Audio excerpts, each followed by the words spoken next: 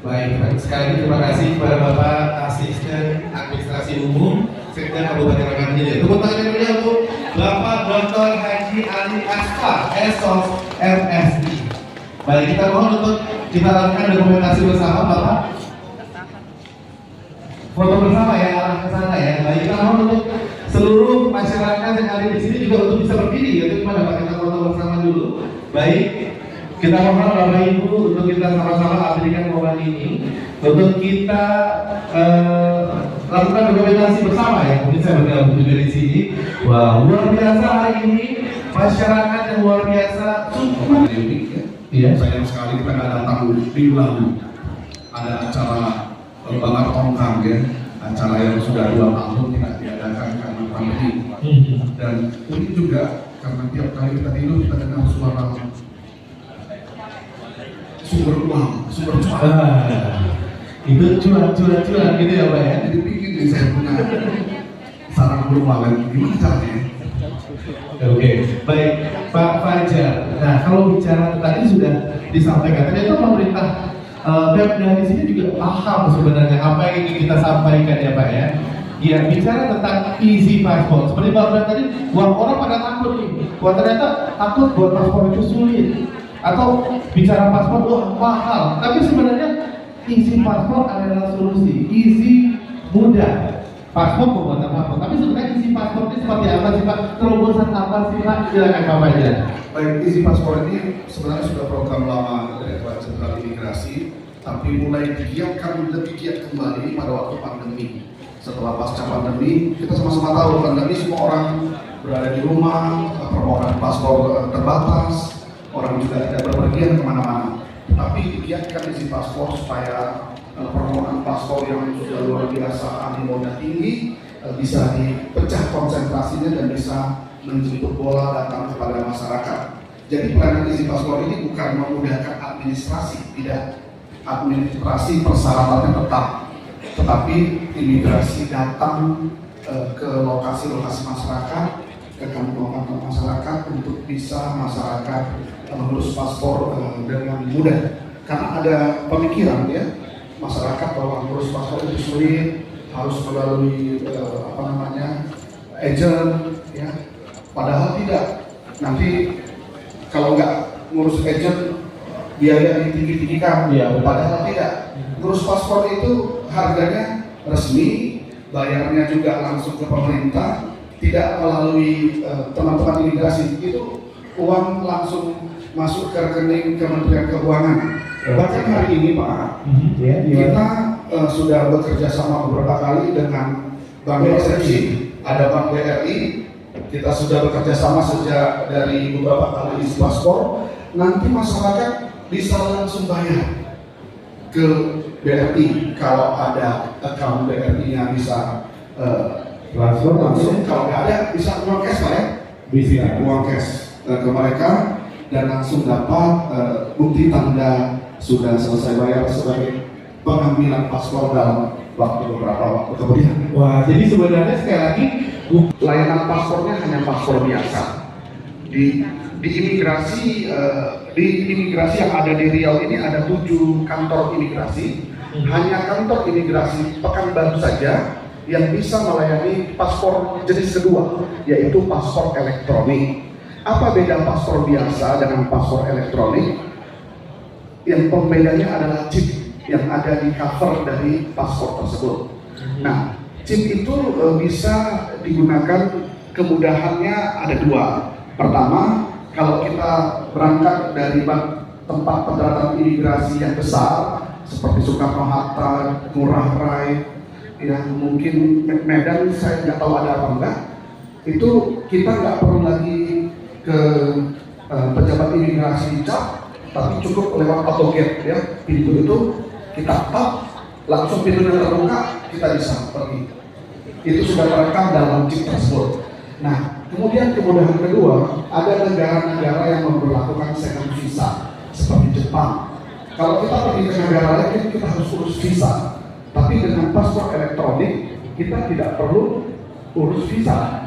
Kita gunakan saja paspor elektronik. Baik. Tapi manfaatnya banyak. Paspor biasa Rp350.000. Baik. Tapi kalau paspor elektronik harganya Rp650.000. Nah, hari ini bagi siapa saja masyarakat yang ingin mengurus paspor elektronik, karena kantor imigrasi Pekanbaru hadir di sini, bisa mengurusnya melalui kantor imigrasi Pekanbaru. Jadi hari ini bebas. Di depan kan tadi sudah ditanya mau ngurus paspor biasa atau paspor elektronik, ya begitu Pak. Waduh, jadi karena ini kita luar biasa ya Pak Fajar, kita menghadirkan kantor-kantor imigrasi yang ada di Riau, sebagai ada staff yang hadir langsung di sini Pak. Ada anak yang hadir. Ada staff ya. Satu yang tidak hadir itu pembilahan karena jaraknya Pak Asisten 10 jam dari sini Pak. Paspor itu untuk apa saja? Apakah hanya untuk mungkin jalan-jalan kah atau gimana? Apa fungsinya? Silakan Bapak Fajar. Baik, kalau kita sebagai penduduk Indonesia, tentu identitas yang ditanya setiap kita mengurus apapun, mana KTP-nya, benar ya Pak ya? Mana KTP-nya. Tetapi kalau kita pergi ke luar negeri, kita melakukan perlintasan dari satu negara ke negara lain, maka yang ditanya mana paspor. Paspor adalah wujud dari identitas bangsa kita, bangsa Indonesia. Oleh karena itu jagalah paspor dengan sebaik-baiknya. Paspor itu dokumen negara yang tidak boleh cacat, tidak boleh rusak, tidak boleh kena air, bahkan tidak boleh hilang. Karena undang-undang imigrasi menyatakan paspor yang rusak, cacat, hilang dan sebagainya kena denda. Ya, paspor yang rusak, yang cacat, masih bisa ditunjukkan paspornya, itu harus bayar denda ke negara, bukan ke kantor imigrasi Rp500.000. Jadi harus dijaga ya. Harus dijaga dan baik. Kemudian paspor yang hilang itu harus BAP ke kepolisian, ya, lapor bahwa paspornya hilang. Dan nanti begitu di kantor imigrasi denda Rp1 juta. Kedua-duanya, baik yang rusak maupun yang hilang, itu di BAP dulu ya, berita acara dulu di kantor imigrasi, nanti baru ditentukan ini unsur kesengajaan atau unsur lain, bisa ditunda 6 bulan, 1 tahun untuk pengurusan paspornya. Oleh karena itu, Ibu Bapak sekalian, jaga dengan benar paspor. Biaya dendanya lebih mahal dari pembuatan paspornya. 1 juta kalau hilang, plus 350.000 biaya paspor. Bisa tahunan ya. Yang di sini nggak ada paspor hilang kan? Kalau paspor hilang nggak bisa urus di sini, harus ke kantor imigrasi dulu, ke tempat Pak Agus. Yang rusak juga seyogianya tidak bisa urus di sini, harus di BAP dulu, ya. Tapi nanti atas kebijakan Bapak Eko, silakan Paspor, tapi sebenarnya nggak sulit kan Pak? Mungkin zaman dulu tahun 2014 saya ngurus paspor Pak di kantor imigrasi Jakarta, memang susah sekali. Mapnya itu beli map aja kita harus bayar. Semua uang ya. Susah. Oke. Tapi zaman sudah berubah. Zaman ini sekarang semuanya Kementerian Hukum dan HAM sudah berubah, termasuk imigrasi. Bapak-bapak yang urus paspor nggak usah harus lewat Nggak perlu data langsung. nggak ada pihak ketiga, Orang yang tiga. langsung saja. Langsung saja. Oke. Bahkan kalau tidak ada isi paspor seperti ini pun, Bapak Ibu yang mau ngurus paspor ke kantor imigrasi bisa dalam 2 cara. Sekarang ada aplikasi M-Paspor. Ini aplikasi M-Paspor ini Bapak Ibu bisa unduh di Play Store kalau Android, atau di e-store itu kalau Apple, ya. Di aplikasi tersebut Bapak Ibu bisa memilih kapan mau datang ke kantor imigrasi, tentukan harinya, nanti ditentukan jamnya, termasuk nomor antriannya. Jadi nggak perlu antri. Waduh, tepuk tangan dong, ini terobosan ya, transformasi digital. Jadi seperti yang dibilang tadi, mungkin nggak hanya perlu mobil ya. Jadi intinya mungkin ada komunitas juga di sini ya, mungkin komunitas yang memang ingin membuat paspor, silakan hubungi nanti tim dari imigrasi Bagas Syafiati datang ke tempat, kemudian akan melakukan pembuatan paspor. Tapi syaratnya harus ada jaringan internet ya Pak ya. Jaringan internet ya. Harus ada jaringan internet. Nah, Kenapa hari ini pun dilayani oleh 6 kantor imigrasi? Karena kemampuan satu kantor imigrasi itu terbatas. Ini ada 300 lebih, ada kuota tambahan 100, harus selesai semua hari ini. Jadi ibu bapak jangan takut, hari ini juga kalau dokumennya lengkap pasti selesai untuk pendokumentasian. Kalau pengambilan nanti beberapa hari lagi tentu kan diambil di kantor imigrasi. Apa saja syaratnya? KTP. Kedua, kartu keluarga. Dua, dokumen ini wajib ada. Dokumen ketiga, ini pilihan. Kalau tidak ada akta lahir, bisa ijazah terakhir.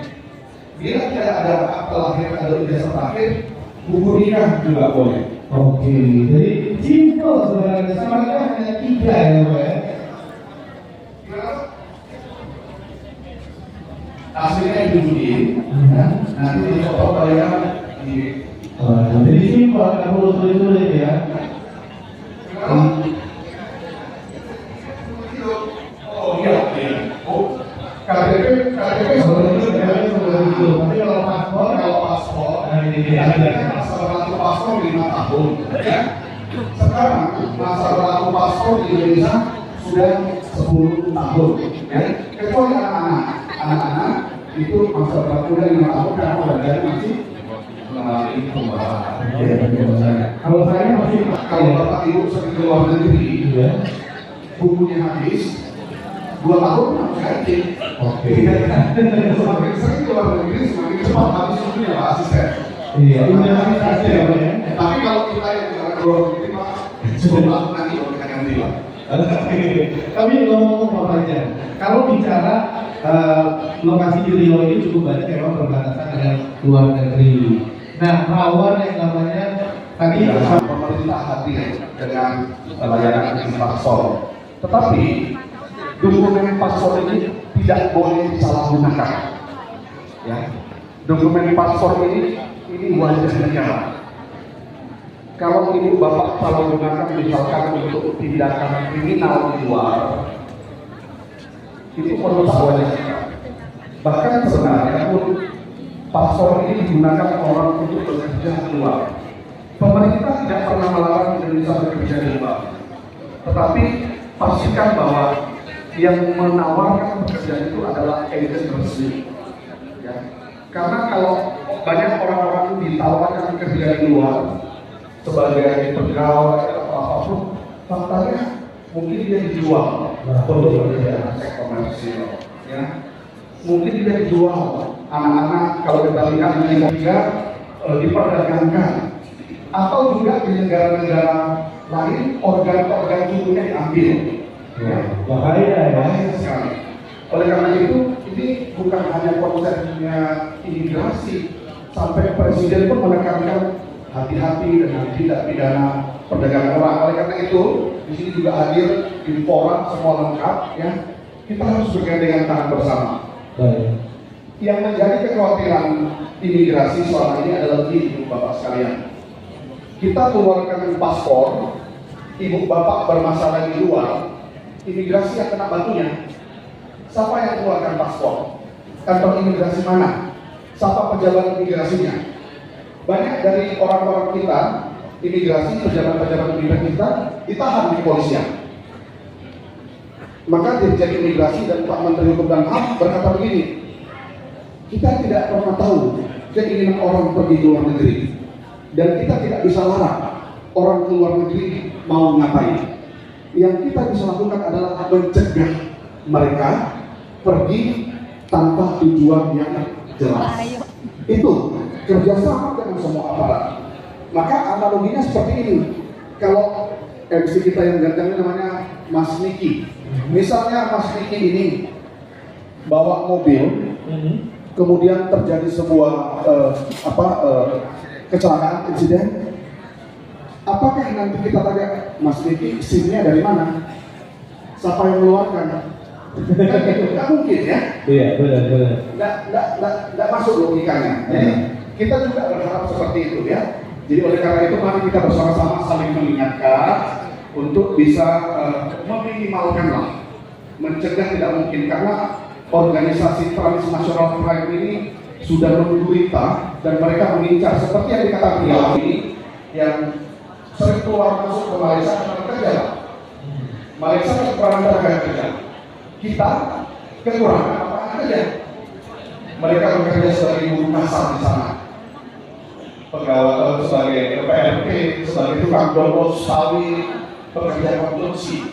Nah, kita tidak mau mereka bermasalah. Bisa bertiga aja Pak, bisa bertiga aja tidak terkait semuanya bertiga. Tapi mungkin terakhir apa yang disampaikan kepada seluruh masyarakat bahkan siap-siap yang sudah hadir bersama kita di sini, mungkin ada apa yang ingin disampaikan Pak? Silakan.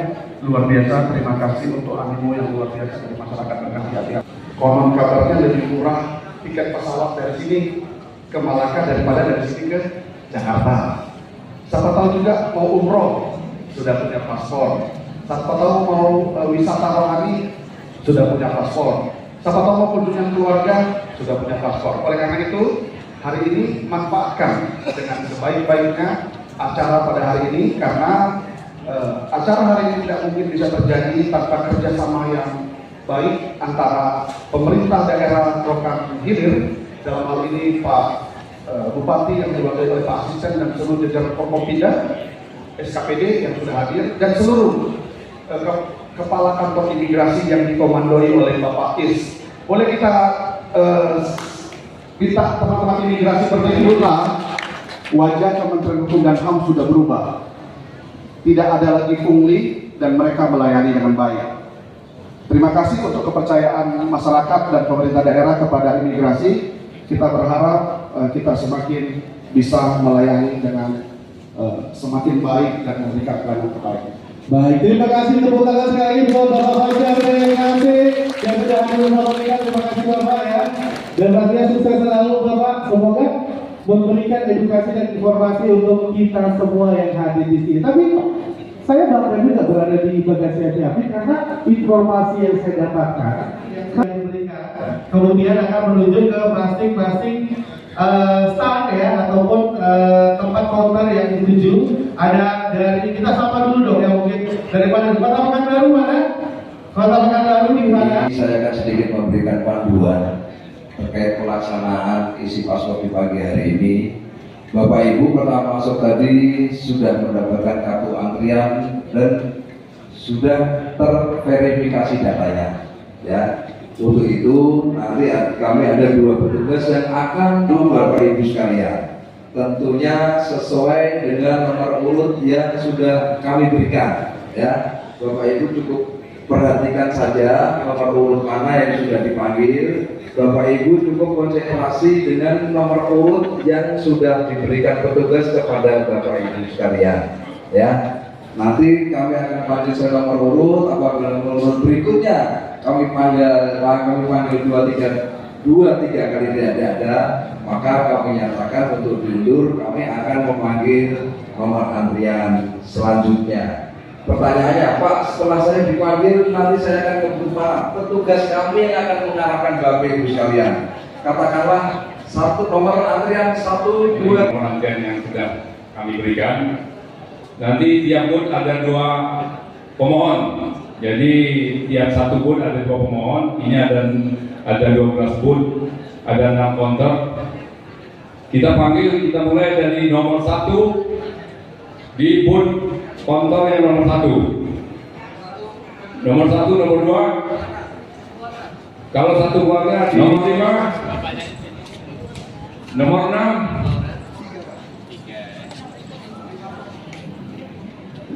ibu berdua ya, 5-6 berarti ya. Di booth nomor 2, di counter nomor 2. Nomor 7, 8. Nomor 7 ya? Di booth nomor 3 ya? Ya. Nah, di counter 4 ya. Nomor 12. Nomor 12 di counter 6. Foto dan wawancara, membayar paspor di Bank BRI yang telah kami sediakan.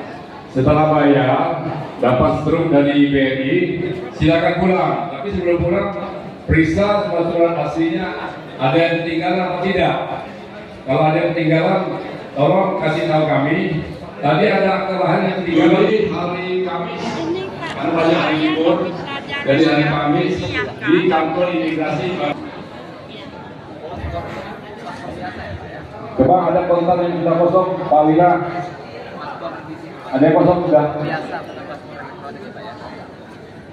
Kosong. Nomor 16. 16, satu ya? 16, 17 di kontor 6. 17 silakan di konter 6. Oh, satu keluarga, nggak apa-apa. 16 ya? Nomor di kontor 6. Konter 6. Ya. Ini satu keluarga nomor 17. 17. 40 ya? Iya. Boleh di kontor 6. Kalau satu dulu ya, tapi di kontor 6 semuanya ya. Ibu ya, Bapak ya.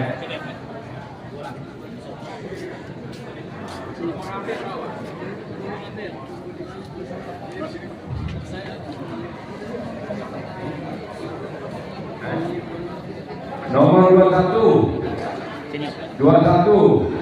di kontor 2. Berapa orang Bu? Di kontor berapa?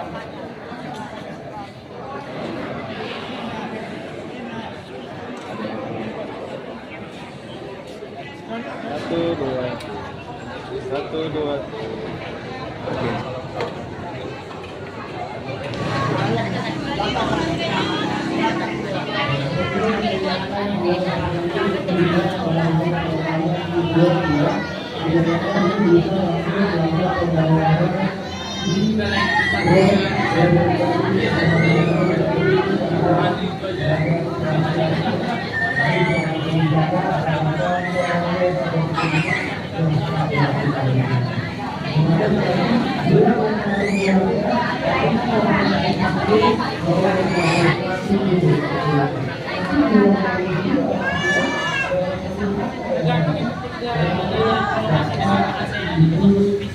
Tapi kalau macam Cina apa yang di HP ya?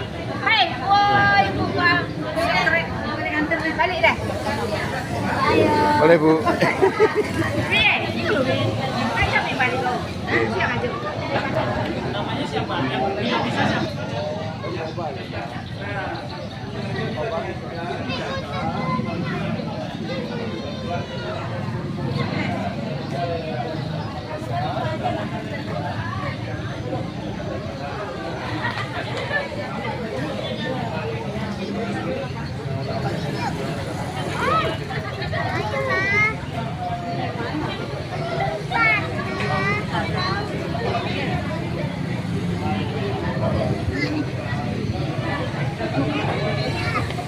Ba, jatuh aja.